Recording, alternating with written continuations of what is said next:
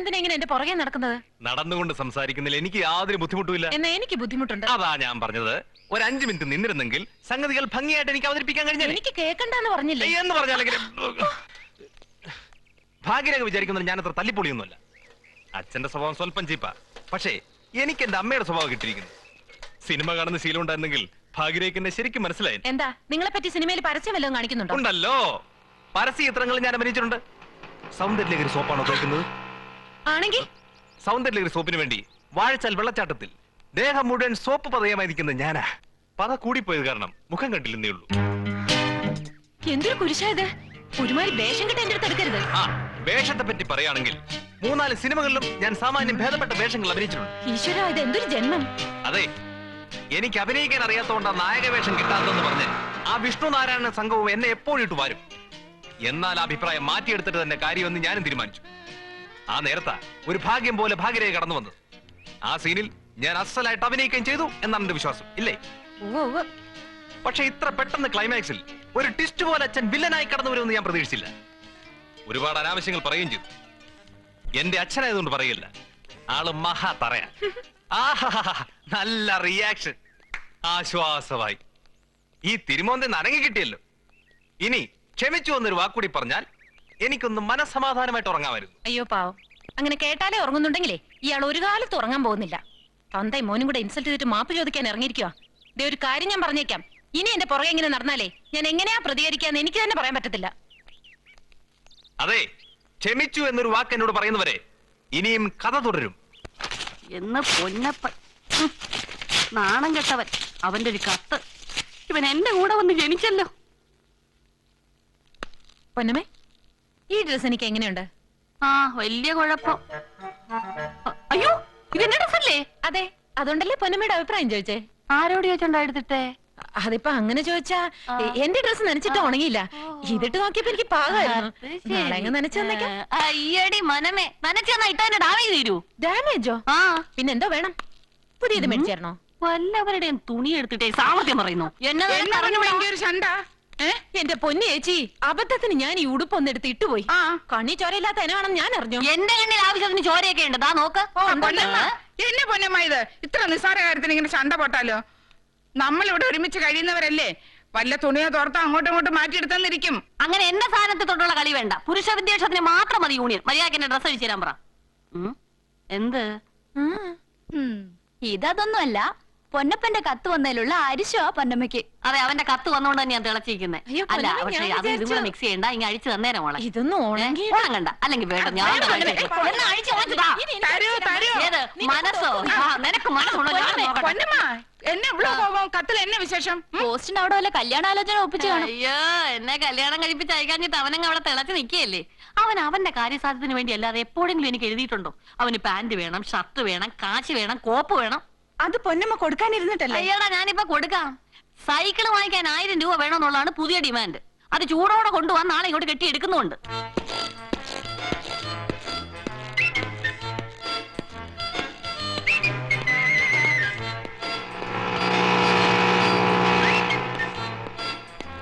Excuse me, ഈശ്വരി മഠം എവിടെയാണ്? അവിടെയാണ്. Thank you. Hello, U.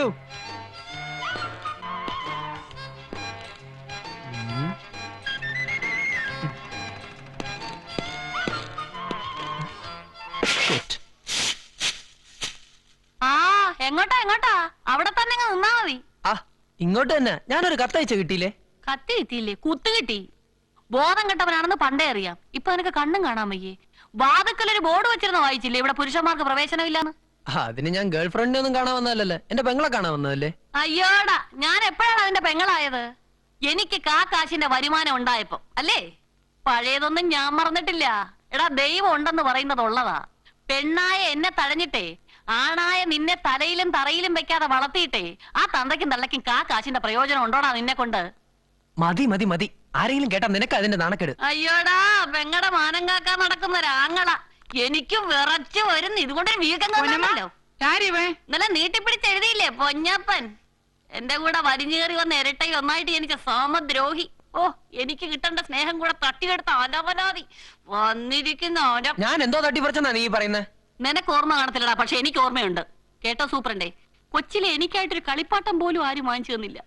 ഇവൻ കളിച്ച് കേടാക്കിയത് വെച്ചാണ് ഞാൻ കളിച്ചുകൊണ്ടിരുന്നത്. മാത്രമല്ല ഇവൻ എഴുതി തീർന്ന കുറ്റി പെൻസിൽ വെച്ചാണ് ഞാൻ പഠിച്ചുകൊണ്ടിരുന്നതും. ആണായി പോയ ഒരൊറ്റ കാരണം കൊണ്ട് വീട്ടിലെല്ലാത്തിനും ഇവനായിരുന്നു മുൻഗണന.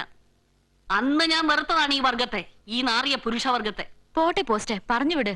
എനിക്ക് സൈക്കിൾ വാങ്ങിക്കാൻ ഒരു 1000 രൂപ തരാൻ പറ. നിനക്ക് സൈക്കിളല്ല വിമാനം വാങ്ങിച്ചു തരാം ഞാൻ. പൊക്കോളാൻ പറയുന്നത്. നിങ്ങളാ ഇവളെ ഇങ്ങനെ ആക്കിയത്. എന്തോടാ നീ പറഞ്ഞവൻ? ഞങ്ങൾ അടിച്ചിട്ട് കള്ള ഞാൻ പൊട്ടിക്കും. ഓ, പിന്നെ? എന്താടാ പിന്നെ? എന്താ വസുന്ധരെ വിടാൻ? ഞാൻ പറഞ്ഞത്. ഞങ്ങൾ സൂപ്പറുണ്ട്, ഞങ്ങൾക്ക് ദൈവമാടാ. അവരാണോ നീ അച്ഛൻ റാസ്കൽ. അമ്മയോട് പോയി പറഞ്ഞേരെ പെങ്ങള് ശരിക്കും സൽക്കരിച്ച് വിട്ടിട്ടുണ്ടെന്ന്. മേലാലി പടിയേറി പോവരുത്. മൂപ്പിക്കാതെ പോടാ.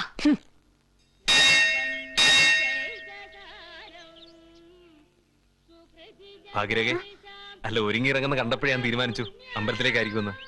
ഒന്ന് കാണണമെന്ന് കരുതിയിരിക്കായിരുന്നു ഞാൻ. എന്തിനാ? ക്ഷമിച്ചു എന്നൊരു വാക്ക് പുരുഷ വിദ്വേഷിച്ചമഞ്ഞ് ഈശ്വരി മടത്തി കയറിപ്പറ്റിയ കാര്യം രംഗന്റെ അമ്മ പറഞ്ഞ അറിഞ്ഞു. പേടിക്കണ്ട, ഈ രഹസ്യം മൂന്നാമതൊരാളെ അറിയിക്കരുതെന്ന് ഞാൻ അമ്മലും നമ്മളെ താക്കീത് ചെയ്തിട്ടുണ്ട്. അയ്യോ, അങ്ങനത്തെ സൗജന്യൊന്നും വേണ്ട. ആരൊക്കെ അറിയിക്കണ്ടെന്ന് വെച്ചാ അറിയിച്ചോ. അയ്യേ, അത്രയ്ക്ക് മനസാക്ഷി ഇല്ലാത്തവനല്ല ഞാൻ. ഒരു കലാകാരന് ഒരിക്കലും അങ്ങനെ ആവാൻ കഴിയില്ല. ചേട്ടാ, ഇതൊരു വലിയ ശല്യമായല്ലോ. എന്റെ പുറകെ ഇങ്ങനെ വരരുതെന്ന് തന്നോട് ഞാൻ പറഞ്ഞിട്ടില്ലേ? ഇന്ന് കാർത്തികയാണ്, ഐശ്വര്യ ദേവതയെ ആരാധിക്കുന്ന ദിവസം. ഇന്നെങ്കിലും പകയും വിദ്വേഷവും മറന്ന് ക്ഷമിച്ചു എന്നൊരു വാക്ക് പറഞ്ഞുകൂടെ? അയ്യോ, പറയാൻ പ്രയാസം ഉണ്ടെങ്കിൽ വേണ്ട. ഇന്ന് സന്ധ്യയ്ക്ക് നമ്മുടെ തെരുവിൽ ആദ്യത്തെ കാർത്തിക ദൈവം തെളിയുമ്പോ ഒരിത്തിരി നേരത്തേക്ക് ഈശ്വരി മഠത്തിന് വെളിയിൽ നിന്ന് പ്രത്യക്ഷപ്പെട്ടാൽ മതി. എന്നോട് ക്ഷമിച്ചുവെന്ന് ഞാൻ കരുതിക്കോളാം.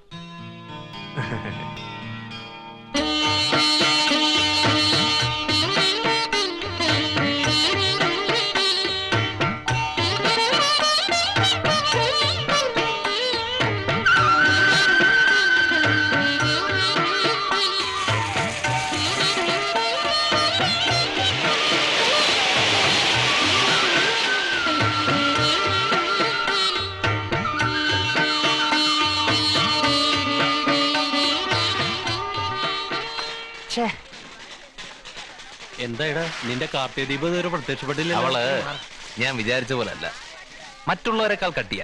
അവളോട് പോവാൻ പറ, നമുക്ക് ആഘോഷം തുടങ്ങാറിയാ. അതെ, അങ്ങനെ അങ്ങ് വിട്ടാ പറ്റില്ലല്ലോ. ദാ, ഇങ്ങ് നിന്ന്. ഒരു പണി കൊടുത്തിട്ട് തന്നെ കാര്യം.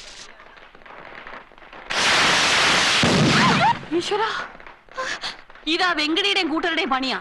ഇന്ന് രണ്ടിലൊന്ന് അറിഞ്ഞിട്ട് തന്നെ കാര്യം. സൂപ്പറണ്ടേ.